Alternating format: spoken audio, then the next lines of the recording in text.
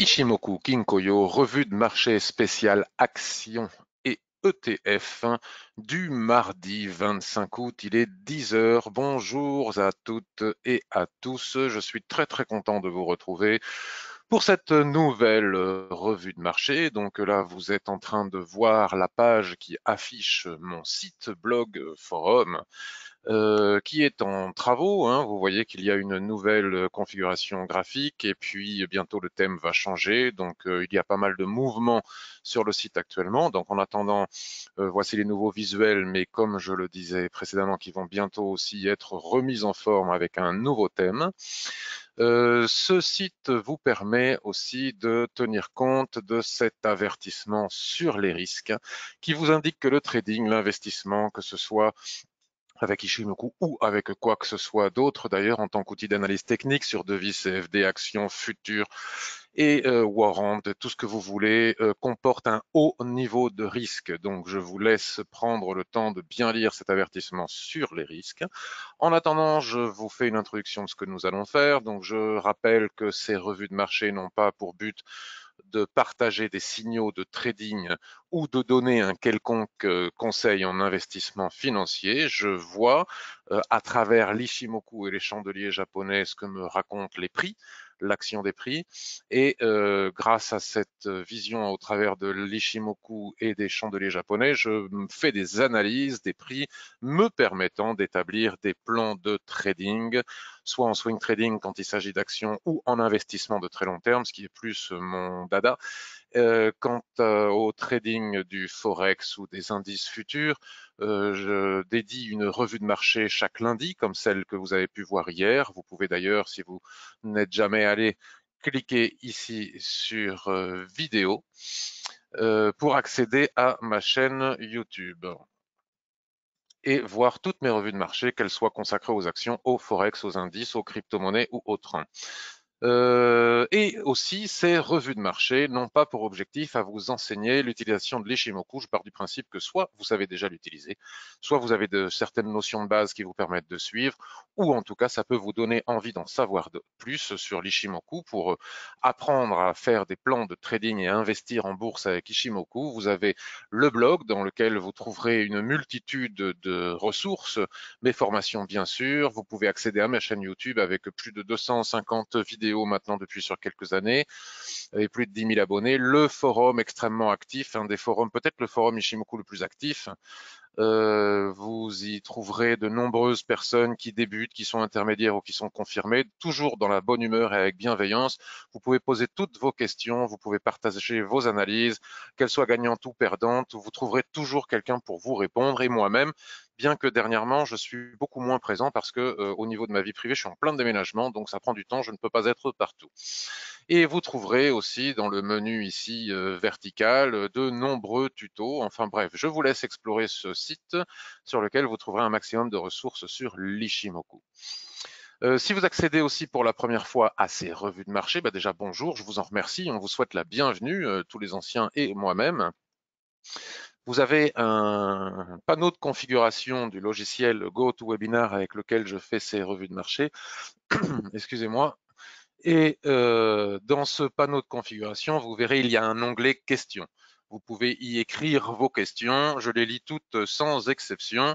Et c'est aussi grâce à cet onglet et à ce panneau de questions que de nombreuses personnes me disent bonjour. Et j'en profite pour vous dire bonjour. Donc bonjour Isabelle, Christian Didier, un autre Christian Raphaël Junior, Matteo William, Olivier, Dany, Jérémy, Loïc, Guy, Roberto. Bon, je ne vais pas tous vous citer parce que au fur et à mesure que l'émission avance, vous arrivez de plus en plus nombreux. Alors, je vous explique ce que je vais faire aujourd'hui. Je vais déjà commencer par vous montrer, puisque je l'écrivais hier sur le forum. Vous savez que sur le forum, vous pouvez suivre mes journaux où je montre tous mes trades et tous mes investissements, la plupart du temps en temps réel. Donc j'ai un journal aussi qui concerne les actions où j'indique pratiquement toujours en temps réel si j'achète, si je vends, si j'arbitre. Alors parfois il y a un peu de décalage, mais la plupart du temps vraiment c'est en temps réel et non pas après coup. Et puis comme je le fais de temps en temps, mais pour pas perdre trop de temps, je vais vous montrer aussi directement à partir de ma plateforme de trading, hein, mon compte titre sur actions et sur ETF. Et puis j'en profite pour vous parler, je faisais quelques commentaires humoristiques ce matin et hier soir sur Twitter, parce que sur Twitter il y a une mode, un hashtag qui est très à la mode, qui est le hashtag trend following, avec toute une série de personnes qui font remonter et créer un buzz autour de ce hashtag trend following. Je trouve que c'est super, parce que c'est vrai que le suivi de tendance, c'est quelque chose qui est tout à fait, enfin c'est une des bases absolues du trading et de l'investissement. C'est certainement ce qui s'est pratiqué le plus souvent depuis très longtemps, depuis que la bourse existe, et autrefois lorsqu'on n'avait pas accès aux ordinateurs et à la puissance de calcul des ordinateurs, les personnes tradaient sur papier millimétré, et le plus simple qu'il y avait à faire, le plus sécure, c'était le trend following, le suivi de tendance. Donc c'est quelque chose qui est extrêmement ancien et qui se pratique depuis toujours. Bien évidemment, c'est la base absolue, le suivi de tendance, de l'investissement et du trading. Alors, par contre, moi je pense qu'il ne faut pas opposer trend following avec quoi que ce soit. Je lis ici et là des personnes qui imaginent que le trend following ou le suivi de tendance, j'ai envie de dire, s'oppose à l'intraday. Alors absolument pas, on peut faire de l'intraday en suivi de tendance, hein. On peut trader une tendance en 5 minutes, on peut trader une tendance sur des mois, sur des semaines, sur des années, on peut trader une tendance en scalping aussi. Donc cela n'est pas du tout à opposer à l'intraday. Le suivi de tendance, méfiez-vous toutefois, parce que ce n'est pas la panacée absolue, c'est vieux comme le monde et c'est très très important. Après, tout dépend. Si on fait du suivi de tendance sur des biotech ou sur des small cap, on veut vite se casser les dents, parce qu'il ne faut pas oublier que le suivi de tendance ne fait pas tout. Il y a aussi la liquidité d'un titre. Sur les small caps, vous savez que c'est peu liquide. Il suffit qu'il y ait un gros quelque part qui appuie sur le bouton pour que votre tendance parte immédiatement dans la tendance opposée et crée une nouvelle tendance opposée. Donc méfiez-vous, méfiez-vous. Et souvent aussi, n'oublions pas qu'une tendance s'arrête parfois là où commence la borne d'un range. Vous pouvez très bien avoir un range, par exemple, si je trace ici l'ancien, on va dire, bon là, on ne peut pas véritablement parler de range à partir du moment où il n'y a pas deux points de contact de chaque côté, mais c'est une supposition.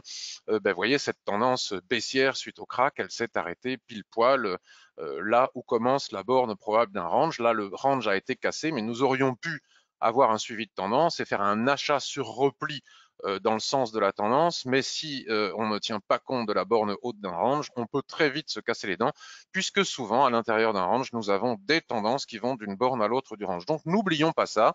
Le suivi de tendance, très très bien, c'est connu, c'est vieux comme le monde, mais en respectant certaines règles et en ne tradant pas n'importe quoi, et sans pour autant l'opposer à l'intraday ou à je ne sais quoi d'autre encore. Donc, comme je vous le disais, je vous propose, puisque c'est aussi à la mode, de suivre quelques instants cette mode, et je vais vous montrer mon portefeuille en toute transparence, puisque je montre toutes mes achats, mes ventes. Donc, vous avez toutes les flèches vertes qui correspondent à des achats et à des ventes. Parfois, j'arbitre un peu. J'ai fait quelques bêtises en début du mois de mars. J'ai acheté Air Liquide à plusieurs reprises, hein. J'en ai repris, puis j'en ai repris un deuxième ici. Donc, vous voyez, on est bien ici dans un suivi de tendance sur Air Liquide. Albioma, je ne vais pas y passer du temps, parce que si je vois une opportunité de renfort, ou éventuellement j'analyse qu'il est possible de faire un achat sur les titres qui sont dans mon portefeuille, je vais m'attarder pour en parler. Mais si je considère que ce n'est pas le moment, ça ne sert à rien de s'y attarder. Donc vous voyez, j'ai fait un premier achat ici, puis j'ai fait un deuxième achat ici. On peut bien ici parler de suivi de tendance.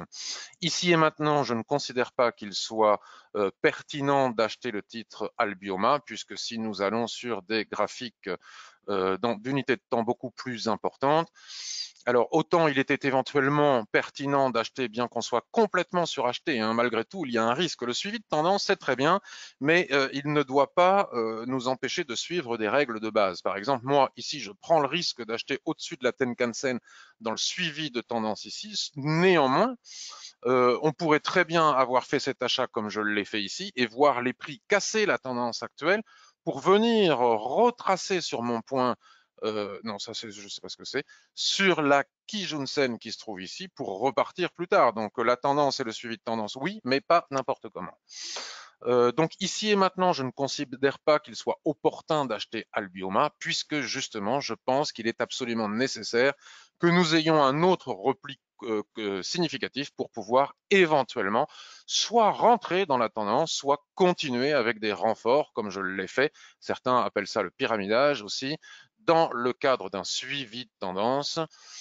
Pour le moment, c'est prématuré, donc c'est pour ça que je ne m'attarde pas. Si vous voyez que je ne m'attarde pas sur un titre, c'est la raison, pour les raisons que je viens d'évoquer. Alstom, alors Alstom, vous voyez, au début du mois de mars, là, avril, j'ai fait toute une série d'achats. Quand ça rebaissait, je rachetais, toujours sur la borne basse ici de la dérive latérale. Puis j'ai fait un premier renfort ici sur la Kijun-sen, parce qu'à l'époque, il m'apparaissait que la tendance pouvait être tracée comme ça. Mais tant qu'on n'avait pas plusieurs points de contact, il était difficile. Mais vous savez qu'on peut suivre une tendance aussi uniquement sur la Kijun-sen dans le sens de la tendance telle que je l'explique dans mes formations. Donc j'ai fait des renforts aussi ici sur Alstom. Danone, ça se passe beaucoup moins bien. J'ai fait des premiers achats ici, puis des achats ici. Je suis en très légère perte sur le titre Danone, donc ça ne sert à rien d'insister pour le moment. Je suis très content d'avoir fait ces achats sur Danone. Je l'ai déjà expliqué dans d'autres revues de marché, donc je ne vais pas le refaire maintenant pour ne pas perdre trop de temps. Je pense que Danone finira par décoller à un moment ou à un autre, et fondamentalement, j'ai déjà expliqué pourquoi. Et lorsque ça arrivera, si ça arrive, parce que je peux aussi me tromper, si ça arrive, je suivrai à ce moment-là la tendance sur probablement lors de la sortie de range ici pour éventuellement faire des renforts petit à petit durant quelques années sur le titre Danone. Nous avons Carbios. Alors Carbios, j'ai fait qu'un achat, c'est un achat relativement spéculatif, hein. Vous connaissez Carbios, vous connaissez son aspect spéculatif. Edenred, bien évidemment. Alors Edenred, j'ai fait quoi? J'ai dû faire qu'un achat ici, vous voyez, j'ai fait un achat ici à 33,61. Donc nous pourrions déjà établir un début de tendance. Il ne faut pas oublier que le titre était déjà en tendance par le passé. Bon, pour le moment, vous voyez, ça ne suit pas. Donc les personnes qui auraient acheté ici, par exemple, en suivi de tendance, pourraient être en difficulté. Comme quoi le suivi de tendance n'est pas forcément la panacée absolue, juste dit comme ça en tant que... voilà. La Française des Jeux, je n'ai pas fait de renfort sur la Française des Jeux. J'ai fait plusieurs achats ici à 21,65. J'attends que le range ici, cette dérive latérale que l'on peut commencer à établir grâce au twist du nuage. Mais pour le moment, ça reste solide. Ici, nous pourrions considérer que nous avons un drapeau, hein, un drapeau haussier. Donc, la sortie de ce drapeau haussier, si j'arrive à tracer une ligne de tendance, lorsque les prix reviendront sur cette ligne de tendance, pourrait me permettre éventuellement de faire des renforts en suivi de tendance sur le titre Française des Jeux. Kering, alors on va essayer d'aller plus vite. J'ai un achat sur Kering. Tant qu'on ne casse pas ici ces derniers plus hauts, la borne haute de ce range que je montre depuis de nombreuses semaines maintenant, il est inutile d'envisager des achats. Je pense qu'en swing trading, là maintenant, là je vois une opportunité.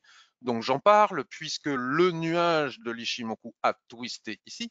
Et lorsque ce nuage twist, il nous indique la zone d'équilibre soit d'un range établi, soit d'un probable range. On dit probable lorsque l'on n'a pas à minima 2 points de contact en haut, 2 points de contact en bas. Bon, ici on les a presque, mais on les a pas vraiment. Donc tout retour ici sur la borne basse de cette dérive latérale avec chandelier japonais de retournement ouvrirait la voie à ce que je puisse envisager d'acheter à nouveau ici en swing trading pour sortir par exemple en haut de cette borne haute de range.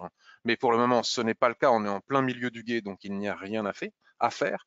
Et par contre, en suivi de tendance de long terme pour suivre mon premier investissement ici à 81,65, il est nécessaire d'attendre que cette grande dérive latérale, autrement dit le niveau des 539, casse, on va dire 540, 539 casse, et après throwback revenir sur la possibilité d'entrer un renfort dans le sens de la tendance. Oui, mais pour le moment, nous ne pouvons pas suivre cette tendance. J'aurais pu ici, hein, mais ce n'est pas mon plan puisque je regarde l'Ishimoku.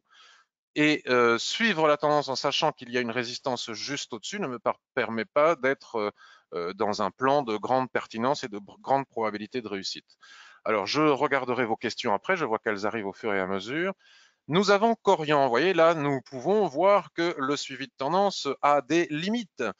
Euh, et qu'il ne suffit pas de dire suivi de tendance pour crier Alléluia en matière de trading ou d'investissement. À partir du moment où on voit un twist ici, bon, je pourrais tenir compte de la mèche haute ici, c'est pour ça que bon, ça vous le savez, hein, si vous avez suivi mes formations, on pourrait tracer la borne haute ici, mais on trace au niveau de clôture. Ici, la zone d'équilibre devrait être au milieu, elle ne l'est pas parce que nous avons une mèche excessive. Donc là, vous voyez, j'ai suivi la tendance, j'ai fait un premier achat ici, j'ai fait un deuxième achat ici. Il y a même les dates, hein, le 12 juin, etc. Vous retrouvez ça sur mon journal. Et puis, le nuage twist, nous pouvons aussi établir une boîte un peu plus grande. Hein. Vous savez, les fameuses poupées russes, hein, si on va sur des unités de temps inférieures, on va retrouver cela. Et vous voyez, la limite de la tendance est souvent le début de la borne d'une probable dérive latérale. Donc, regardez ici, même si j'avais fait un achat ici, bon, finalement, je ne serais pas allé très haut. Et la tendance actuelle depuis la reprise post-Covid est en train d'être cassée, très probablement pour venir taper des points plus bas ici, soit cette borne de range ici, soit mon point d'achat. Je ne sais pas si c'est mon point d'achat, ça c'est mon point d'achat, si c'est mon point d'achat, voire même faire une rotation complète pour revenir chercher le bas. Donc voilà la limite aussi d'une tendance. La tendance, il faut savoir l'observer dans sa globalité et souvent elle s'arrête là où démarre la borne d'une dérive latérale, il ne faut pas l'oublier. L'Oréal, alors L'Oréal, j'ai fait un achat ici, j'ai pris un renfort ici, vous voyez, encore une fois, tiens, un exemple typique, suivi de tendance, oui, mais donc j'ai fait un premier achat ici, j'aurais pu faire un deuxième achat ici sur la Kijun-sen avec ce marteau magnifique, mais je ne l'ai pas fait. Bon voilà, peut-être qu'il y avait d'autres raisons techniques pour ne pas le faire, on va pas y revenir, c'est du passé, ça sert à rien. Je fais un achat ici en haut et boum, padaboum, regardez, ce suivi de tendance est actuellement en train de casser, probablement pour y revenir plus tard, pour pouvoir retracer la ligne de tendance dans quelques instants. Donc moi, il s'agit d'investissements de très long terme. Donc je ne me prends pas la tête, j'ai l'occasion de racheter du L'Oréal, j'en rachète. Mais voyez, encore une fois, la limite du suivi de tendance.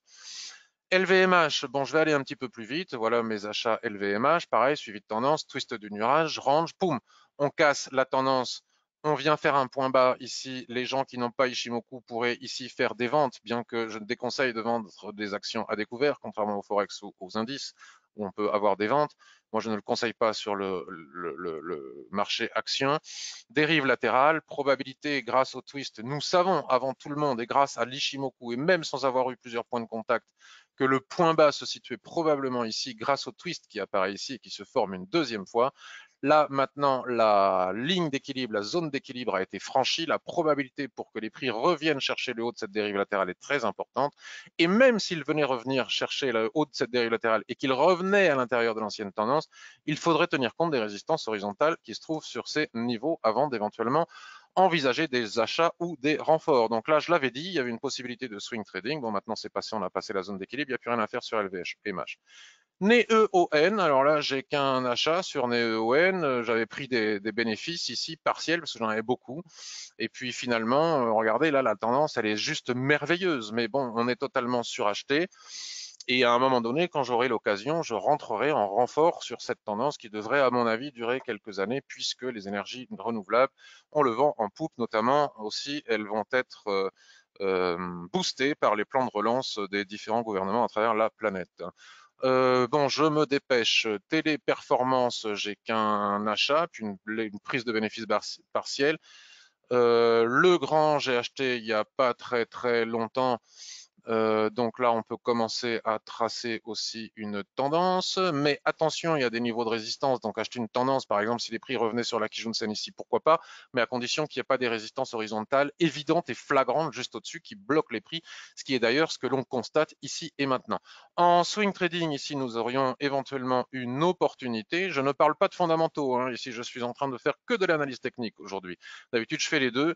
Là, je fais de l'analyse technique. La cassure de cette résistance ici qui se trouve à 71,40, si on tient compte des mèches, on va dire 72, engendrerait probablement, alors attention parce qu'il y a un autre terme à la mode, c'est le cluster, donc il y a un deuxième, on va dire cluster pour rester dans la mode, trend following cluster, il y a un deuxième cluster de résistance ici à 72,75, donc possibilité de trader en intraday ou on va dire en intraday entre 72 et 72,50, hein, 50 centimes d'euros ici à trader en intraday.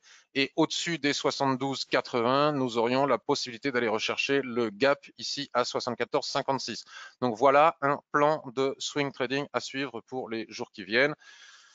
Et lorsque l'on aura cassé les derniers plus hauts ici et qu'on reviendra, si ça se passe, bien évidemment, il ne s'agit que d'un scénario, d'une probabilité, et la probabilité n'est jamais une certitude.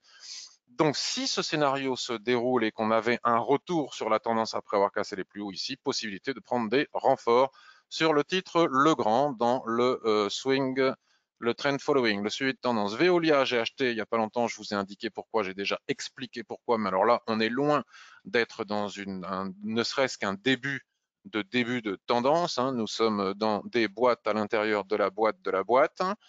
Donc les fameuses poupées russes, et déjà faut-il réussir à sortir de toutes ces boîtes. Et lorsque l'on sortira ici de ce niveau, à ce moment-là, on pourra envisager de commencer à parler de tendance. Pour le moment, ce n'est pas du tout le cas. Mais voyez, il y a le trend following, mais il y a aussi le trading range, en sachant que les marchés sont la plupart du temps à l'équilibre, la tendance étant une situation de déséquilibre, le range une situation d'équilibre. Tout a tendance à aller à l'équilibre, donc c'est la raison pour laquelle on voit souvent beaucoup de dérives latérales, notamment pour ce qui concerne le swing trading. Et même si on ne suit pas une tendance, rien n'empêche, comme je l'ai montré sur je ne sais plus quoi tout à l'heure, je ne sais plus ce que c'était, Kering peut-être, je ne me rappelle plus, ou LVMH, rien n'empêche aussi d'acheter ou vendre les bornes des dérives latérales, puisque ce serait dommage de s'en priver, étant donné que dans 70% du temps, les prix sont en dérive latérale, autrement dit à l'équilibre. Dassault Systèmes. Alors, Dassault Systèmes, vous voyez, par exemple, j'ai acheté proche de ce que l'on pourrait considérer une probable borne de range. Vous voyez, on a eu ici, hop, le ressaut, j'ai acheté tout de suite après.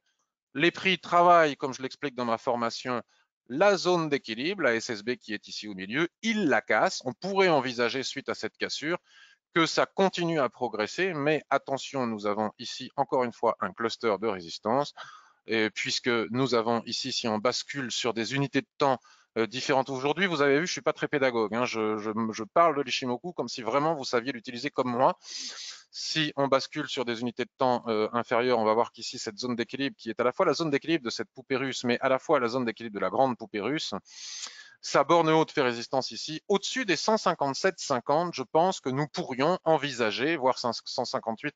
Allez, pour être extrêmement prudent, il faut l'être au-dessus des 158, ce qui pourrait arriver. Hein. Au-dessus des 158 et après repli, nous pourrions envisager un swing trading jusqu'à 162,40. Et au-delà des 162,40 Dassault Systèmes, à ce moment-là, aurait repris ses plus hauts, rentrerait à nouveau dans une tendance et après repli, on rentre dans le suivi de tendance. Pour le moment, c'est totalement prématuré. Sunrise, le titre allemand que je suis très content d'avoir acheté. Bon, ben là, je suis un petit peu comme dans Albioma au début où je vous ai montré mes différents achats. J'ai fait un premier achat ici, j'ai fait un deuxième achat ici sur la Kijun-sen qui s'entrelace dans la ligne de tendance. On ne peut pas faire plus identique à ce que j'enseigne dans mes formations Ishimoku en ce qui concerne le suivi de la tendance. Et c'est parti, mon kiki. Vivendi, alors Vivendi, eh bien là c'est pareil, on va enlever les Fibos.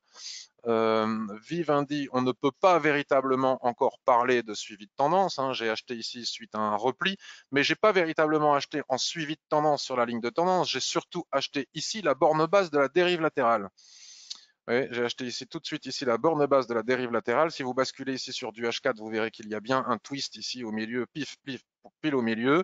Et là, nous sommes sur la borne haute de cette dérive latérale. Donc, si je voulais faire du swing trading avec le titre Vivendi, j'encaisserais mes bénéfices et j'aurais fait un magnifique trade j'aurais fait un magnifique trade swing, mais mon objectif sur le titre Vivendi n'est pas de faire du swing trading, mais de l'investissement de long terme. Donc, je n'ai pas peur que les prix reviennent chercher la borne basse de la dérive latérale, voire la borne de la tendance, plus, à mon avis, la borne basse de la dérive latérale. Hein. C'est ce que les suivis de tendance, les suiveurs de tendance n'ont pas compris. Hein. C'est important de tenir compte aussi des dérives latérales.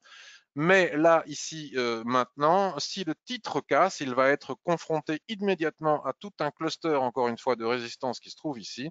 Donc, il y aura matière à trader peut-être ce petit morceau, mais enfin, faire de l'intraday sur les actions ne me paraît pas être ce qu'il y a de plus pertinent en matière de trading. Autant le faire sur le Forex ou sur les indices, hein, selon moi, hein, ça n'engage que moi. Et ici aussi, nous aurons des matières à faire un peu de trading entre ces deux lignes avec les conditions que vous savez. Vous savez que l'analyste, il vous dit, voilà, si les prix cassent ce niveau, ils iront probablement voir ce niveau. Et si les prix cassent ce niveau, ils iront probablement voir cet autre niveau. Mais ça, c'est le travail de l'analyste. Le trader, ça, tout le monde peut le faire et c'est facile. Le travail du trader est à la fois d'être un analyste et à la fois de savoir entrer en position. C'est une autre paire de manches que de dire si on casse ici, on ira ici, et si on casse ici, on ira ici. Évidemment, il ne suffit pas, par exemple, si on a un gros chandelier, un gros marubozu qui casse ici, on n'entre pas pour aller chercher la ligne qui est juste au-dessus. C'est une question de timing. On attend et on visite les unités de temps inférieures pour voir si, comment et avec quel timing et suite à quel repli et sur quelle ligne de l'Ishimoku il est possible d'entrer pour aller chercher cet objectif. On n'y va pas bille en tête. Et c'est là toute la difficulté, mais là, ce n'est pas ce que je suis en train de faire ici et maintenant. Ça, c'est le travail qu'on fait le lundi, notamment sur le Forex ou sur les indices. Passer ce niveau des 25-60, à ce moment-là, sur Vivendi, on pourra parler de début de cassure et lorsqu'il y aura un repli, et si le repli tient, puisqu'il faut qu'il tienne et qu'on ait des signaux à la fois sur les lignes de l'Ishimoku qui s'entrelacent sur les lignes chartistes et à la fois grâce au chandelier japonais, on pourra envisager de suivre la tendance sur le titre Vivendi, etc., etc. Je ne vais pas tous les faire. Schneider Electric, je suis dedans, je suis rentré ici, je suis là, j'étais sorti, je ne sais pas ce qui m'avait pris, j'étais sorti. Je suis rentré très tardivement ici le 5 août. On voit bien qu'il y a un suivi de tendance ici avec la Kijun-sen qui s'entrelace dans la ligne de tendance, mais attention, titre suracheté sur les unités de temps supérieures. Néanmoins, fondamentalement, pour le très long terme, j'ai beaucoup de confiance dans le titre Schneider Electric et j'ai déjà expliqué maintes fois pourquoi d'un point de vue fondamental, donc je ne vais pas le faire maintenant de nouveau pour ne pas vous faire perdre du temps. Si vous le souhaitez en savoir plus et avoir mon point de vue sur les fondamentaux de Schneider Electric, vous regardez mes revues de marché précédentes que j'ai fait durant toute la période du Covid. Total, alors je suis rentré sur Total parce que je considère, je l'ai déjà expliqué, donc là aussi je ne vais pas perdre de temps, je considère que le titre est sous-coté, qu'il mérite bien plus par rapport à tous ses autres concurrents. Je pense qu'à long terme, c'est un titre qui va reprendre du poil de la bête et revoir de belles couleurs. Donc, je suis entré sur Total.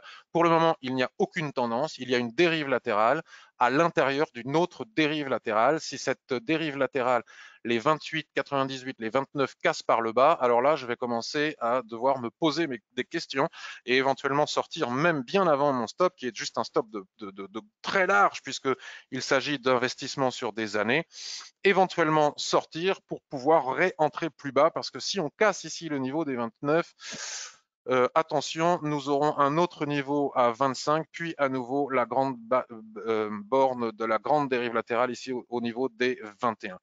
A contrario, si on casse par le haut, eh bien, nous avons un premier objectif, c'est la borne haute de la grande dérive latérale ici à 39. Donc, vous voyez, on ne peut pas parler de tendance ici, bien qu'on pourrait parler de tendance à l'intérieur de la dérive latérale. C'est ce que je vous disais en introduction. On nous dit trend following, c'est très bien. Mais le trend following, bon là, on n'est pas allé jusqu'en bas, mais très souvent, même lorsque vous avez une petite boîte, hein, si vous voulez, on peut même faire plus net en prenant l'outil canal. Quand vous avez une petite boîte, vous voyez que les prix naviguent en tendance à l'intérieur de cette boîte. Donc, il faut aussi apprendre à trader les tendances à l'intérieur des boîtes et savoir sortir à temps lorsqu'on atteint la haut de la boîte. Si vous achetez un repli juste sous la borne haute de la boîte, vous n'allez pas comprendre pourquoi ça repart dans l'autre sens. En réalité, on a une tendance entre les bornes des boîtes. Et puis pour terminer, comme je l'ai indiqué hier sur mon journal, je voulais absolument depuis longtemps, je ressentais une frustration, bien qu'en matière de trading ou d'investissement, je ne devrais pas ressentir de frustration et je dois corriger ce biais psychologique puisque nous devons apprendre à investir et à trader sans aucune émotion. Je ressentais une frustration de ne pas avoir, alors j'ai déjà Albioma, j'ai déjà en pur player comme ça, énergie renouvelable, Neoen, sur lesquels je me porte extrêmement bien, mais j'avais une frustration de ne pas être dans Iberdrola, de ne pas être dans Siemens Gamesa, sur lesquels j'ai donné plein de fois mon avis au moment où il était encore temps de les acheter, je ne les avais pas achetés. Donc je suis tous les producteurs d'énergie renouvelable et tous les acteurs d'énergie renouvelable, et j'ai considéré que pour du très long terme, pour de l'investissement sur des années, s'il y en avait un qui, selon moi, et ça ne concerne que moi et ça n'engage que moi, puisque je ne donne pas de conseils en investissement, s'il y en avait bien un qui permettait encore peut-être de faire un achat tardif, c'était bien EDP Renova Weiss, le grand acteur portugais des énergies renouvelables et donc je suis très content d'être entré, même très haut, dans une tendance qui, selon moi, va durer et perdurer encore quelques années. Enfin, en tout cas, je l'espère, sinon je perdrai mon trade, je sortirai avant, hein, sous le nuage probablement ici, pour réinvestir plus tard. Mais en tout cas, si jamais ça redécolle comme on les a vus décoller sur tous les... Bon, mais au moins, je suis dedans, donc je suis très content d'avoir fait cet achat. Je me suis débarrassé à la place pour pouvoir rentrer sur EDP R, je me suis débarrassé de Hoffman Green. Vous verrez ça sur mon portefeuille. Pareil avec les ETF, on peut faire la même chose sur les ETF. Alors, le PEA, donc vous voyez, j'en avais acheté, bon, j'en avais acheté beaucoup, j'ai pris un paquet de bénéfices hein, à chaque fois sur toute la remontée, mais enfin j'en ai encore pas mal. Et là, je les garde maintenant, je ne veux plus y toucher. Donc, vous voyez, ici aussi, on peut parler de suivi de tendance. Le World technologique, bon, ben là, je suis rentré très tardivement. Alors, j'avais fait une fausse manip. J'avais fait une fausse manip et j'étais sorti, rentré. Enfin, bon, bref, je suis rentré ici, puis j'ai dû m'alléger quelques points. Bon, voilà, en tout cas, c'est transparent, vous voyez. Donc, il m'en reste suffisamment. Je suis très content, malgré le fait que j'ai acheté très haut, mais là, c'est vraiment très risqué parce qu'à tout moment, on a un retour de bâton spectaculaire tellement ça sent la bulle. Mais en tout cas, c'est mon choix. Le PEA, le Lixor Nasdaq PEA, donc là, il n'y a pas de renfort. Hein. Je suis rentré ici à 32 et des poussières le 27 avril. J'y suis, j'y reste sur le Nasdaq. Les technos européennes, eh bien c'est pareil. Tiens, là par contre, vous voyez, j'ai fait du renfort et là on voit encore une fois la limite du trend following. Je suis rentré ici, j'ai renforcé sur la Kijun-sen ici qui s'entrelace sur la ligne de tendance. J'y suis, j'y reste, mais ici nous avons une légère correction, on va dire. Si on bascule sur des unités de temps inférieures, on va retrouver le twist. On va voir ici la borne basse, la borne haute. Donc tant qu'on reste dans cette dérive latérale, ce n'est pas parce qu'on a cassé la ligne de tendance, même si les prix repassaient sous le nuage, ce qui est probablement le cas sur le H4, on va vérifier. Vous voyez, je me trompe pas, hein, j'ai bien à quelques points près ma borne basse, ma borne haute. J'aurais pu racheter ici sur la borne haute.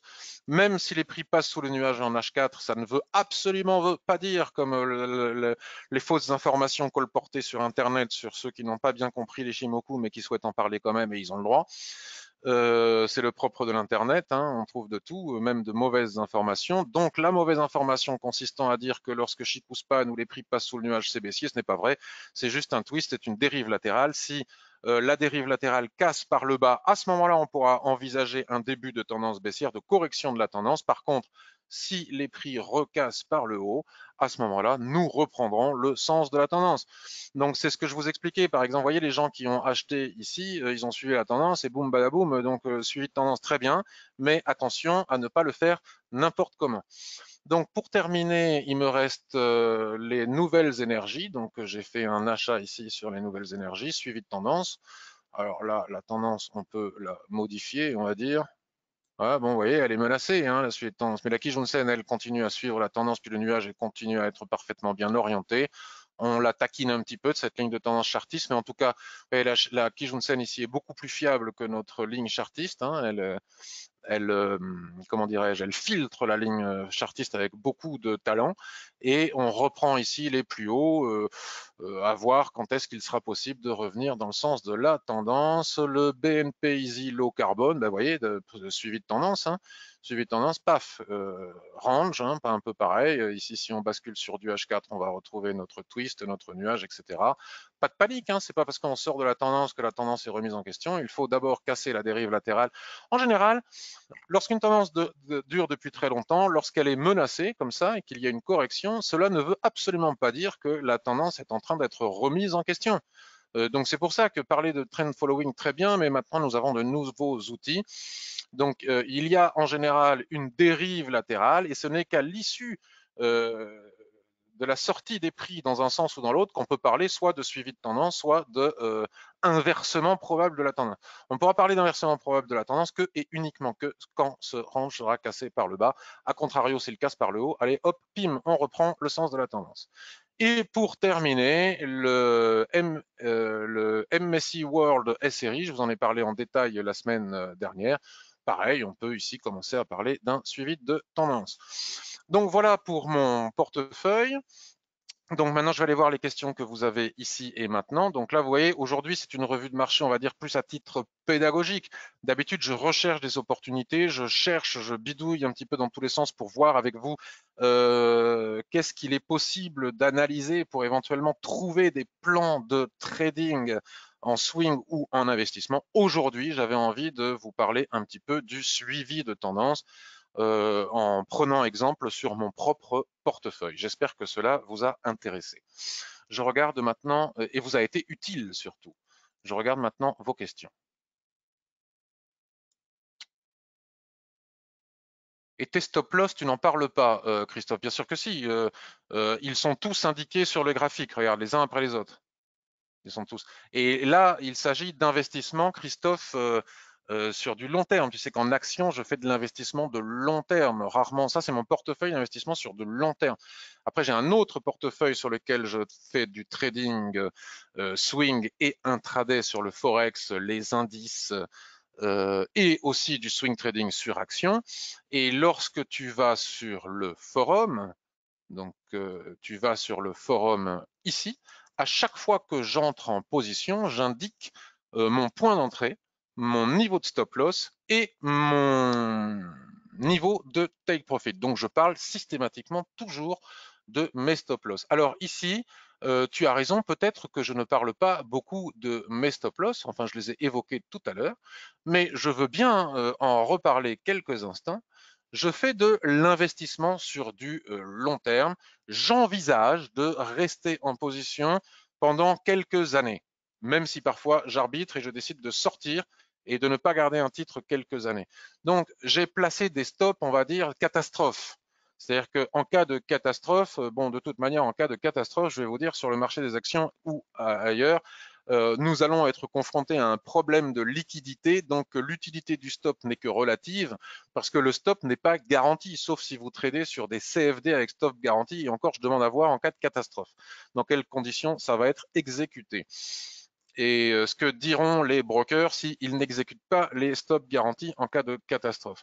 Donc, vous savez très bien, comme on l'a vécu avec l'euro CHF, que vous avez beau avoir un stop, s'il y a un problème de liquidité et qu'il n'y a personne en face pour racheter votre stop, votre stop n'est pas exécuté. Donc, en cas de catastrophe, c'est quand même tout à fait relatif. Donc, on va dire en cas de catastrophe relative, j'ai un stop très large qui me sert de protection psychologique, on va dire, plus qu'autre chose, puisque là, il ne s'agit pas de swing trading, il s'agit d'investissement de long terme. Donc, tu as vu que sur tous les titres que j'ai montrés, tous mes stops sont placés et visibles de tous. Mais ça n'est pas du tout la même pratique du stop que pour le trading swing ou pour le trading intraday, sur lesquels j'annonce systématiquement mon stop, mon niveau d'entrée et mon niveau de take profit sur le forum. Et cela depuis des années. Alors, j'espère que je réponds à ta question, Christophe. Si ça, c'est pas du suivi de tendance, nous dit Don Tony. Merci, Don Tony. Magnifique Carbios. Les stop loss, on vient d'en parler. Alors, Olivier, question. Sur quelle unité de temps choisis-tu pour ouvrir, prendre tes positions et utilises-tu toujours cette même unité de temps pour tous les indices de ton portefeuille, sachant que tu fais du trading plus volontiers en swing trading, me semble-t-il? Alors, Olivier, sur les actions, je ne fais pas du swing trading, ou en tout cas rarement, je fais de l'investissement de très long terme. Revue de marché du mardi. Le lundi, je fais une revue de marché sur laquelle je pourrais très bien entrer en swing trading sur des actions, sur un autre portefeuille, et du swing trading ou de l'intraday sur le forex et les indices futurs. Voire, je peux rentrer en swing trading sur une action, mais à ce moment-là, sur mon autre portefeuille. Ça, c'est un portefeuille de long terme, d'investissement de long terme. Alors, en ce qui concerne l'utilisation des unités de temps, je vais pas, je peux pas. Là, il faudrait que je fasse un cours Ishimoku pour te dire sur quelle unité de temps je rentre. Comme je l'explique dans ma formation, ça n'a pas d'importance. Ou comme je l'explique le lundi, regarde les revues de marché du lundi qui sont plus pédagogiques d'un point de vue Ishimoku. On peut faire une analyse du 15 minutes qui va nous, sur du 15 minutes qui de fil en aiguille en remontant d'unité de temps et en allant valider ce que l'on voit sur les unités de temps supérieures va nous permettre de faire, de déceler un plan de trading pour du swing trading et à la fois on peut ouvrir un daily pour voir s'il n'y a pas une opportunité de swing trading et en allant valider et en allant chercher un bon timing sur les unités de temps inférieures, de fil en aiguille, décider par exemple là, ici et maintenant, Ce n'est pas ce qu'il faut faire, c'est à titre purement informatif. Je vois que nous sommes sur résistance ici, il y a une autre résistance ici. Je ne peux pas rentrer en swing trading entre ces deux niveaux. Par contre, entre ces deux niveaux, je peux les mettre à profit en allant sur du 15 minutes. Donc je bascule sur du 15 minutes. Et si je ne suis pas en surachat, blablabla, etc., je me dis que là, si les prix cassent ce niveau, après throwback sur les lignes d'Ishimoku ou sur la ligne de tendance, je peux rentrer en position pour aller chercher l'objectif que je suis allé voir juste au-dessus. Mais ça, c'est ce que j'explique en long, en large et en détail dans ma formation. Je ne sais pas si tu as eu l'occasion de l'acquérir. Patrick, bonjour. L'enregistrement sera-t-il disponible pour revoir le webinaire? Absolument, Patrick, toujours. C'est toujours le cas. Pour revoir le webinaire, pas facile d'être concentré au boulot. Absolument. C'est enregistré et tu peux t'abonner aussi à ma chaîne YouTube en tapant vidéo dans l'onglet, en cliquant sur vidéo dans l'onglet de la horizontale de mon site web. Et puis comme ça, à chaque fois que je publie une vidéo, tu reçois même une notification qui t'informe qu'il y a une nouvelle vidéo.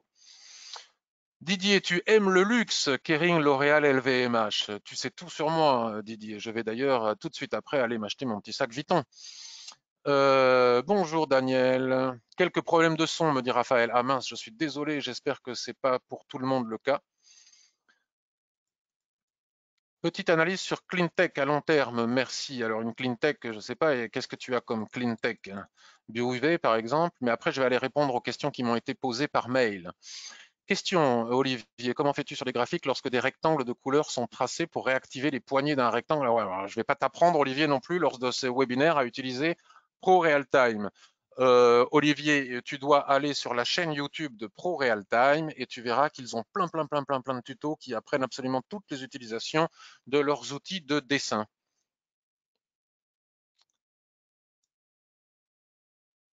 Juste un petit avis sur le titre Safran pour du swing. Alors encore, rappelle-le-moi en fin de webinaire si j'ai le temps. Merci, très utile, me dit JM, sur le suivi de tendance. Très intéressant, Daniel. Bon, je suis content que ça vous soit utile. Christophe, vaut mieux sortir à plus 10% qu'à moins 25% en cas de catastrophe. Oui, non, oui et non, Christophe, tout dépend. Je crois vraiment qu'il faut savoir distinguer le swing trading et l'investissement de long terme. Tu sais bien que la bourse offre des profits sur le long terme, sinon les gens n'auraient pas de PEA, on n'ouvrirait pas des titres, des comptes titres en gardant les titres le plus longtemps possible pour payer le moins d'impôts possible. Il n'y a pas d'investissement plus rentable que la bourse sur le long terme. Donc la question n'est pas de savoir s'il faut sortir à plus 10% en swing trading, évidemment, mais on ne peut pas voir les choses sous la même, avoir la même vision des choses si on ouvre son esprit à l'investissement de long terme plutôt qu'au swing trading. Don Tony nous dit les stop loss servent uniquement en cas de scénario extrême. C'est de l'investissement, pas du trading. Voilà, il faut faire la distinction entre l'investissement et le trading. Je suis tout à fait d'accord, Don Tony. Le timing importe moins qu'en trading, toujours sur l'investissement de long terme, nous dit Don Tony, où l'on reste peu de temps en position. L'investisseur va poster sa position sur le long cours. Il va accompagner un long mouvement tendanciel. Le son est OK, il dit Isabelle, le son est excellent, dit Olivier. Bon, ben écoute, je pense que malheureusement, ça vient de ta connexion Internet. Excellent pour le sac Louis Vuitton, Patrick. Tu m'as fait rire. Bon, ben, c'est super. C'est toujours ça de gagner. Tout à fait, Patrick, nous dit Anthony, l'investissement long terme, le meilleur exemple, c'est Warren Buffett. Bien. Maintenant que j'ai fait le tour de vos questions, je vais aller répondre à celles que vous m'avez posées la veille lorsque vous souhaitez recevoir une analyse. Alors, Anthony, analyse de long terme sur Barrick Gold sur le New York Stock Exchange. Alors, Barrick Gold. Alors moi, je ne les ai pas activés en temps réel, hein, les actions américaines. J'ai un temps différé de 15 minutes, mais enfin, c'est pas ça qui va nous ennuyer. Je suis allé regarder ce que disent un petit peu les analystes sur les journaux spécialisés. Donc, ils disent que c'est une grosse société aurifère, ça on le savait déjà, avec des mines partout en Afrique, en Amérique du Sud, etc., qu'elle produit et qu'elle vend de l'or et du cuivre. Selon les analystes, les fondamentaux sont solides, une excellente solidité financière. Tous les analystes, ou presque, sont enthousiastes et recommandent l'achat. Alors maintenant que l'on sait ça, et ça n'engage que ceux qui ont écrit là-dessus, moi, vous le savez, je m'en excuse par avance, je ne suis pas dans la mode actuelle. et j'ai certainement tort, mais en tout cas c'est comme ça, je n'aime pas l'or, je n'aime pas l'investissement de l'or, je n'aime pas le trading de l'or, je trouve ça trop volatile, je trouve ça trop complexe. C'est vrai que ça pousse énormément et les gens qui ont acheté de l'or bas il y a quelques mois, comme j'ai pu le faire sur certaines actions, sont ravis, heureux et vraiment je les félicite. Mais là, au cours actuel de l'or, j'ai pas du tout envie d'en acheter. D'autant plus que bon, il n'est pas impossible, selon moi, que la poussée à laquelle on a assisté dernièrement sur l'or, dans l'hypothèse où les choses s'amélioreraient d'un point de vue Covid et fondamentaux économiques, se tasse et qu'on voit des investissements qui ont été faits dans l'or se transférer, des prises de position massives, des bénéfices massifs se transférer sur les actifs dits risqués, comme sont les actions. Maintenant que j'ai annoncé mon point de vue qui n'engage que moi et avec lequel, bien entendu, personne n'est obligé d'être d'accord, je peux faire une analyse sur Barrick Gold. Alors là, en daily, pour un investissement de long terme, je découvre, hein, il me faut quelques secondes pour découvrir. Comme je découvre, je vais basculer sur de l'hebdomadaire. Ici, c'est quoi? Ici, c'est le Covid, hein. Donc, nous étions dans une tendance de fond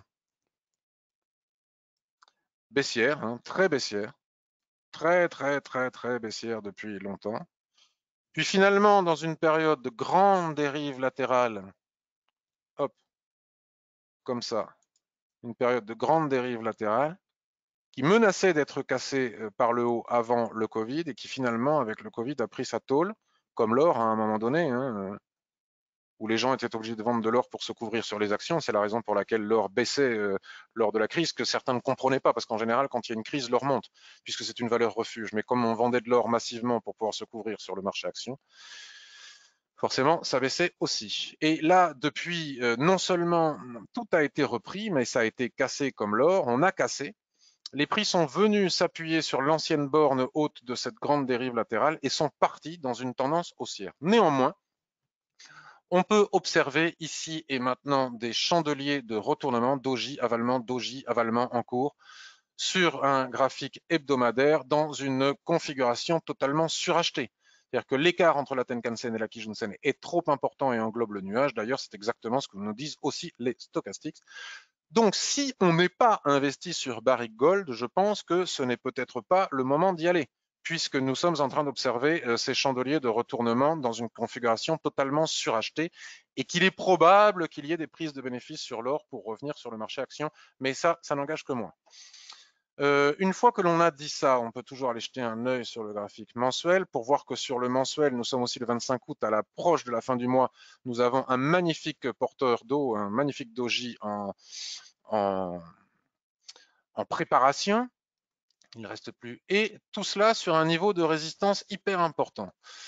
Donc moi, si je voulais acheter pour du très long terme Barrick Gold, peut-être que j'attendrais un retour sur l'ancienne borne basse de cette dérive latérale, mais ça risque de ne peut-être jamais arriver. Alors, si ça n'arrive jamais, quelle autre alternative pourrions-nous avoir? L'autre alternative serait impressionnant ce gap ici. L'autre alternative serait de peut-être attendre un retour sur cette ligne de tendance. Sur cette ligne de tendance. La Kijun-sen ici, c'est ce que je vous disais tout à l'heure, c'est la limite du trend following. Suivre la tendance sur une Kijun-sen, ok, mais pas sous des niveaux de résistance et avec des chandeliers de retournement comme ceux qu'on est en train d'observer sur les unités de temps supérieures. Si j'avais acheté en bas ici et que je croyais en l'or alors là, c'est vraiment une position personnelle, hein. Si je croyais en l'or sur le très long terme, je ne m'affolerai pas et je resterai en position. Donc, je ne sais pas si tu es déjà en position, où est-ce que tu as acheté, si je resterai en position si je croyais dans cette société et dans l'or, je n'en sortirai pas. Je tenterai de garder la position pour rester investi sur du très long terme.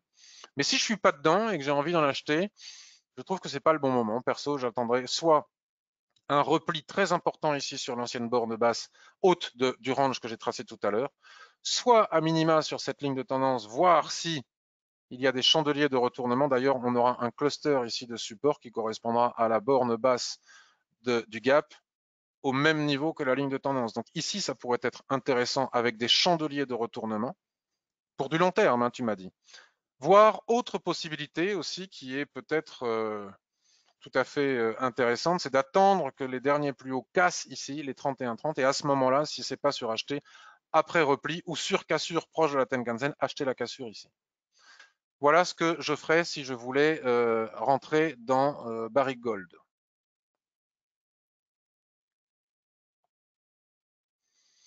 Emmanuel, mon PEA étant enfin transféré, j'ai fait quelques achats, même si le moment était peut-être pas le plus important. C'est vrai que tu as acheté très haut, Emmanuel, hein. Ipsos, Total, Danone, Corian, Orange, Veolia, bon, Orange, bon. EDP, Renova, Ives, très bien. Iberdrola, même si c'était sûrement pas le moment opportun tellement c'est haut. Et là maintenant, tu voudrais savoir, tu aimerais encore acheter deux, trois choses, mais ça te semble pas être le bon moment. Edenred, Française des Jeux, LVMH et Worldline. Alors, on va regarder vite fait Edenred, ça tombe bien, je l'ai en portefeuille. Alors, Edenred.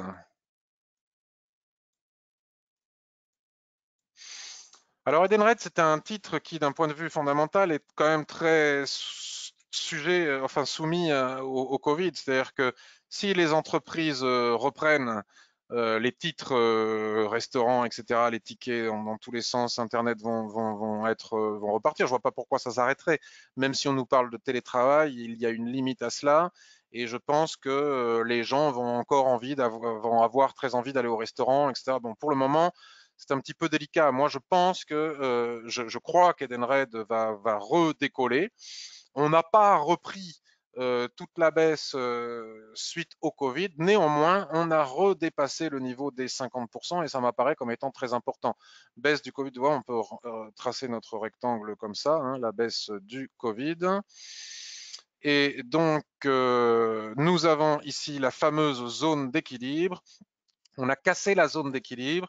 Il est donc normal que les prix se replient et viennent très probablement retester la zone d'équilibre, d'où la ligne noire qui se trouve ici. Donc si on se place en journalier, je pense que si un achat devait être envisagé pour du très long terme sur Edenred, ce serait aux alentours des 39, 74, 40. Autrement dit, un repli sur la zone d'équilibre weekly du range que j'ai dessiné en weekly. Ou alors, après reprise des derniers plus hauts ici au-dessus des 44,50. Et il faudra faire très attention lorsqu'on atteindra les derniers plus hauts avant Covid. Voilà pour Edenred. Comment éventuellement acheter Edenred? Et bien évidemment, cela n'engage que moi. Je ne donne pas de signaux ni de conseils en investissement. Française des Jeux, bah alors là, Française des Jeux, c'est un peu tard ou trop tôt, hein. Française des Jeux, il y avait de superbes opportunités. Il fallait savoir les saisir en février-mars. Là, maintenant, c'est totalement suracheté aussi. Ça ne bouge plus beaucoup, mais enfin, ça a tellement bougé qu'on peut le comprendre. Soit nous avons un repli ici sur la ligne de tendance qui correspond à la zone d'équilibre ici de cette probable dérive latérale que je vais tracer, que tu dois savoir tracer aussi si tu sais utiliser les Shimoku, hein. Twist du nuage, zone d'équilibre. Et ici, si les prix se replient sur ce cluster de support à la fois borne base de cette ligne de tendance et zone d'équilibre de cette possible dérive latérale, à ce moment-là, avec des chandeliers japonais de retournement, ça peut valoir un achat, mais attention à la résistance majeure qui est juste au-dessus, qui est juste les plus hauts historiques. D'autant plus que les chandeliers d'hésitation que nous avons ici ressemblent à un drapeau haussier, mais enfin, si ça casse par le bas, c'est direct zone d'équilibre, hein, ici. Là, paf, à mon avis, si vous voyez ici ces drapeaux haussiers cassés, poum, l'objectif suivant est immédiatement ici la SSB Daily que nous avons qui s'entrelacent dans la ligne de tendance. Et si la zone d'équilibre casse ici, puisque les prix ont vocation à faire des rotations complètes, hein, dans une dérive latérale qu'on peut établir avant même qu'il y ait eu deux points de contact de chaque côté, à ce moment-là, boum, c'est 26,60. Et là, 26,60 pourrait être tout à fait intéressant pour un achat de très long terme d'investissement. Une autre possibilité, c'est d'avoir la patience d'attendre que ça casse par le haut.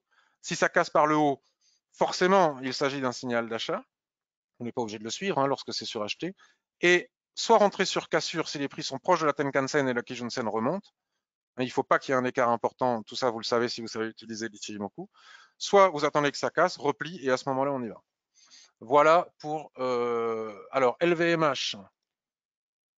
Bah, c'est pareil, hein, là on est en train de reprendre. Là, LVMH, il fallait acheter soit la borne basse ici. Ici, on est proche de la zone d'équilibre. C'est une zone, on va dire, de turbulence qui, selon moi, ne s'achète pas. Donc LVMH, soit on attend de nouveau un repli ici, soit on attend pour s'investir sur du très long terme la cassure des plus hauts ici au-dessus des 416. Après, on peut toujours Il n'y a pas qu'une possibilité, hein. On peut aussi, alors là, ça serait plutôt pour du swing trading, mais c'est que c'est quand même compliqué d'acheter pour du très long terme à 403 en sachant qu'on a une telle résistance juste au-dessus. Voilà pour LVMH. Worldline. Ah, je l'ai dans les technos. Tech. Worldline, il est où? Worldline. Alors, Worldline. C'est pareil, hein, Worldline a cassé ses derniers plus hauts suite au Covid, mais depuis, s'inscrit dans une probable dérive latérale, hein. Ici, si on va dans du H4, on va retrouver ici le twist. Ici. Et ici. Donc là, on est pile poil en train de travailler la zone d'équilibre. Ça ne passe pas. Disons que la probabilité, après avoir tapé en haut ici, pour que les prix se retrouvent à 65,56 est importante. Si les prix reviennent chercher ici les 66,50, pardon, avec chandelier de retournement explicite, hein, uniquement dans ces conditions-là, à ce moment-là, pour possibilité d'envisager des achats sur Worldline. Attention au niveau de support qu'il y a juste au-dessus. A contrario, c'est un peu compliqué d'acheter ici en sachant qu'il y a des résistances juste au-dessus. Au niveau du timing, c'est pas top. A contrario, une autre possibilité, c'est d'attendre la cassure des plus hauts et à ce moment-là, rentrer sur cassure ou, si les conditions sont respectées, que l'on connaît, soit après repli. C'est un peu difficile d'acheter maintenant. Les gens le regrettent. Beaucoup de gens regrettent de ne pas avoir acheté pendant le mois de mars, mais maintenant, il faut savoir être patient. Junior me demande Ericsson. Alors, je ne sais pas si j'ai Ericsson. J'ai cherché tout à l'heure. Alors, je ne sais pas, parce qu'en plus, il faudrait que tu me donnes le code, parce que Ericsson, quoi, Suède, Allemagne, États-Unis, je ne sais pas. Donc, tu me diras et on fera on fera ça sur Sanofi. Je n'ai pas oublié, Guy. Voilà, Guy, Sanofi. J'ai pris une position court moyen terme le 18 août. Alors, on va aller regarder. Sanofi. Alors, Guy. J'ai pris une position court moyen terme le 18 août à 87. 87, bas, bon, en bas, là, plus bas, aux alentours de 85, ça aurait été mieux, mais 87, c'est pas mal, hein, quand même, hein, en bas de cette dérive latérale, là, qu'on avait tracée la dernière fois. Regarde le twist ici. Alors, après rebond sur le bas du range. Bon, bah, très bien, hein, c'est exactement ce qu'on est en train de voir. Suite, non, mais 87, c'est juste parfait. Je dis des bêtises. Regarde, tu as acheté suite à l'avalement qu'il y a ici. Le 18 août, c'est juste parfait. C'est juste parfait. Il n'y a pas beaucoup de volume, mais bon. Euh, en espérant un comblement du gap à 92,60. Il est où le gap? Là. Là, la borne. Bon, moi je l'ai à 91. T'es sur CFD, Guy? Je le vois pas, le gap à 92.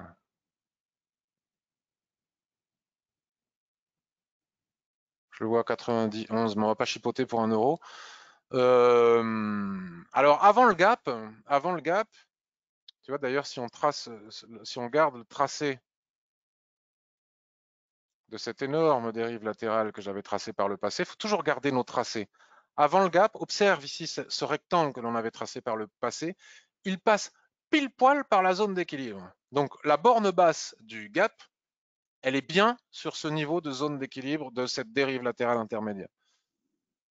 Donc déjà, si tu atteins la zone d'équilibre en swing trading, pourquoi vouloir pousser mémé dans les orties en sachant que les orties sont juste avant les orties, il y a une sortie confortable correspond à 90,45, ce qui ferait déjà, tu ferais déjà une très très belle plus-value. Donc moi, je serais méfiant et en swing trading, puisque tu es rentré en swing trading à moyen terme, on va dire. La zone d'équilibre de cette dérive latérale daily me semble plus appropriée. Autrement dit, la borne basse du gap que d'aller chercher 2 euros de plus en sachant que ça risque de taper ici. Alors après, tu peux avoir une mèche qui t'y amène, mais méfiance. En tout cas, bravo. J'adhère à cette analyse et j'adhère à l'objectif de la zone d'équilibre ici à 90,50. Et le sommet du range ensuite à 94. Alors oui, tu peux absolument faire ce choix-là. C'est-à-dire que tu rentres sur la borne basse du range avec l'objectif d'aller chercher la borne haute du range. C'est tout à fait possible. Pour savoir comment gérer la zone d'équilibre, tu fais exactement ce que tu as appris dans la formation, puisque tu l'as appris dans la formation, me semble-t-il. les chandeliers japonais sur la zone d'équilibre vont t'indiquer s'il faut tenir la position ou encaisser les bénéfices. Tu sais comment. Daniel, Bolloré.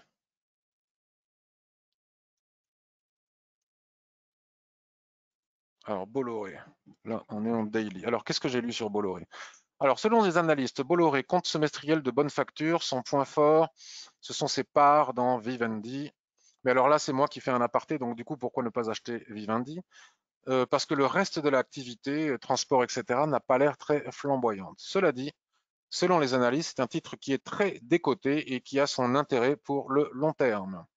Alors, il va bientôt franchir sa moyenne mobile à 200 jours. Tu nous dis, Daniel, ça je te crois sur parole. Hein, je n'affiche pas la moyenne mobile à 200 jours. Avec Ishimoku, je n'en ai pas besoin. Par contre, en daily,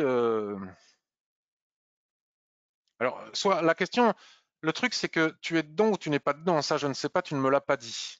Nous avons ici une résistance, hein, c'est évident, hein, résistance des prix ici, qui est un ancien gap ici d'ailleurs, hein, on voit bien, hein, support résistance ici, hein, zone de polarité, avec actuellement un surachat extrêmement important et un doji journalier qui se dessine dessus. Donc, c'est pas le moment de rentrer.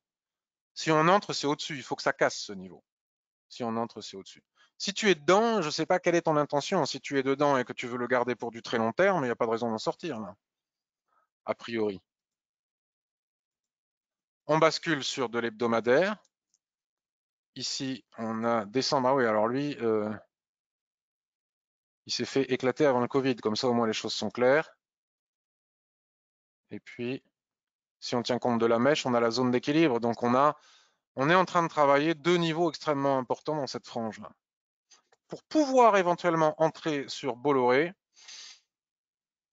moi, c'est pas ma tasse de thé, hein, je te le dis franchement. On va même supprimer cette résistance qui est ici pour constater ensemble qu'ici nous avons un énorme niveau de résistance qui était un gros support. Hein, regarde, hein. Changement de polarité. On est à la limite de cette résistance. Tant que cette résistance ne casse pas, il n'est absolument pas envisageable d'envisager d'entrer sur Bolloré. Par contre, si elle casse, alors là, on a la voie libre pour aller au moins chercher ensuite les 3,50, puis les 3,75. Si tu as fait des achats plus bas, il est peut-être temps d'envisager d'encaisser les bénéfices, puisque c'est totalement suracheté et sous un niveau de résistance majeur. Voilà, Daniel, Safran, j'y viens. Belle entrée, Guy, sur Sanofi, dit D'Antoni, bravo. Achat à 3, tu dis, Daniel, tu as acheté à 3. Ah, tu achètes la zone d'équilibre, ça ne se fait pas, Daniel. On n'achète pas la zone d'équilibre comme ça, une SSB comme ça qui fait équilibre entre un point haut et un point bas sur lequel on peut dessiner un rectangle. C'est compliqué, mais enfin, ceci dit, c'est passé. Donc, félicitations. Donc, la limite envisageable, c'est 3,28. Mais là, moi, perso, si c'est du swing trading, j'envisagerais d'encaisser mes bénéfices, mais ça n'engage que moi. Si ça se trouve, je vais te dire ça, la semaine prochaine, tu exploses la résistance à la hausse. Mais telle est mon analyse.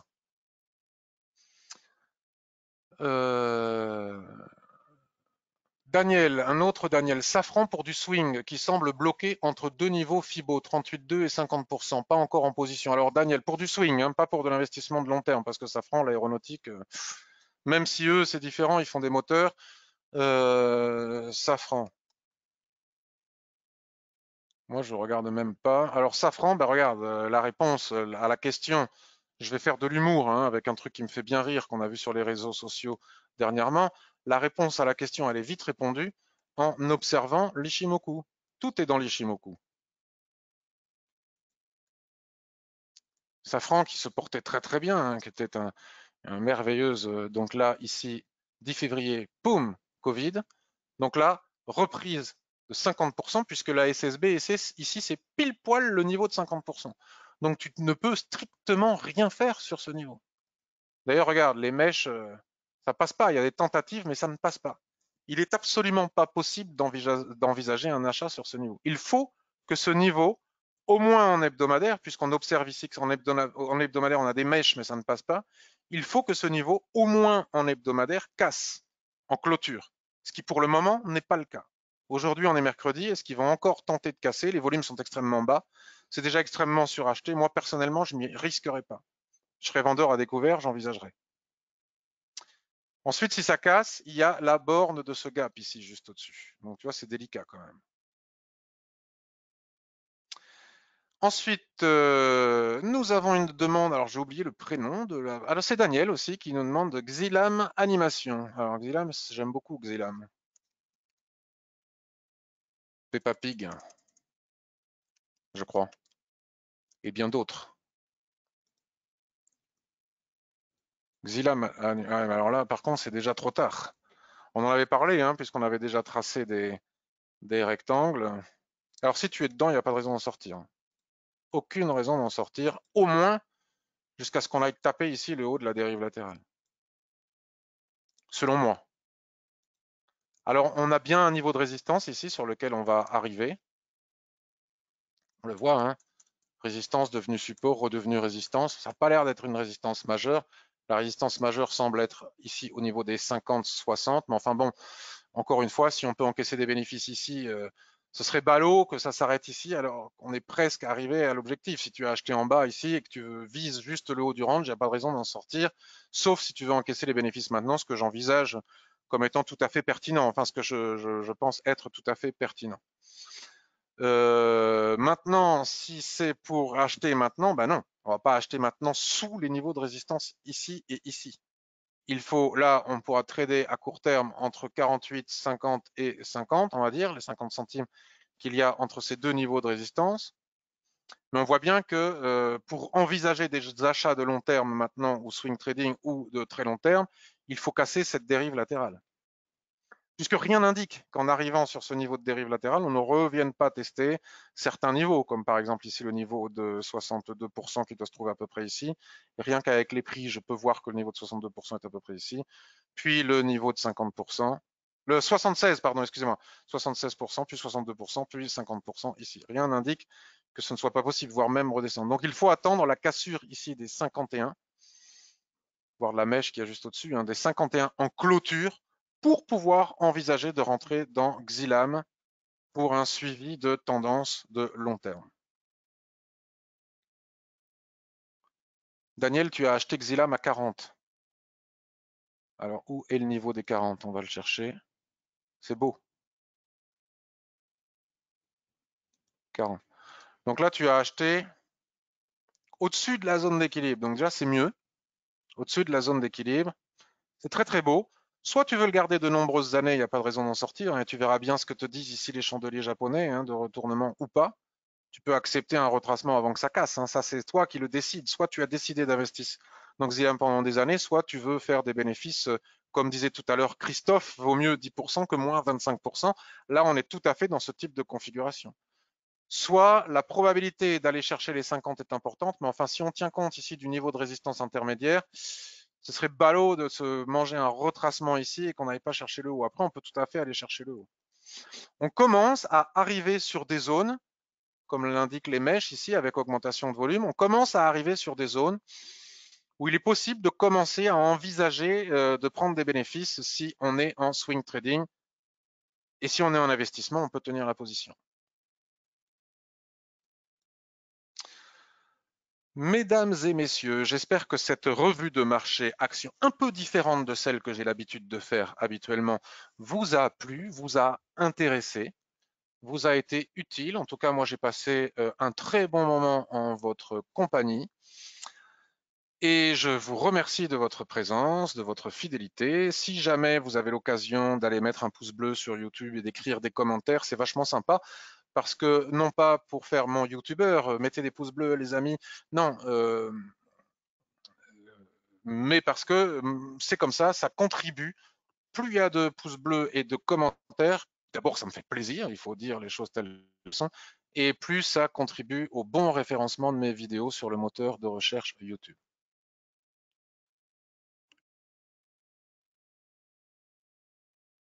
Je vous souhaite une excellente journée. Merci Olivier de me souhaiter un bon déménagement. Oh là là, 20 ans d'accumulation de bibelots et d'autres, c'est terrible. Oui, j'ai regardé Christophe ton mail sur les ETF. Alors je vais le regarder en détail dès que je vais avoir le temps, mais là j'avoue que là je raccroche, je mets tout sur YouTube et je pars faire des cartons, nettoyer l'ancienne maison, voilà, les acquéreurs qui viennent visiter ceci, le notaire, les trucs, les machins. Voilà, voilà. Merci à tous. Bye bye. Merci pour le bon cartonnage. Je vous remercie. Ciao.